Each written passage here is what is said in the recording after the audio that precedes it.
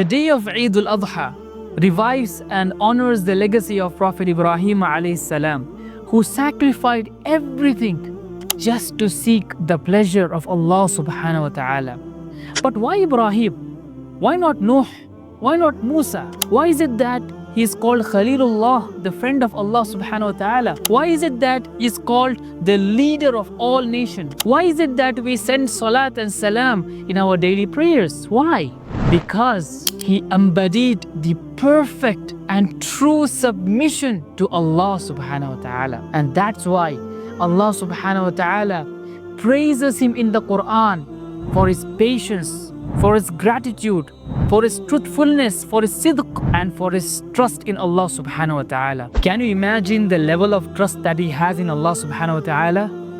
Subhanallah. For so many years he have been making dua for a child, and Allah blessed him with a child at a very, very old age. And after a few years, Allah commands him to slaughter. Subhanallah. If Allah subhanahu wa ta'ala commands your own blood to slaughter, will you do that? Do you have that guts and audacity to slaughter your child?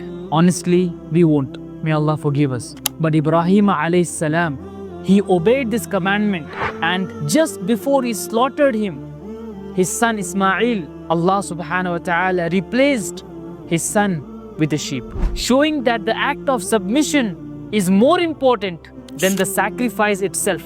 So this Eid, let's ask ourselves, are we as obedient as Prophet Ibrahim alayhi salam, as trusted as Prophet Ismail alayhi salam? Let's make our sacrifices not just of animals, but rather our egos, our arrogance, our hurting people, our wealth, our wasting of time, our haram relationship, for the sake of Allah subhanahu wa ta'ala.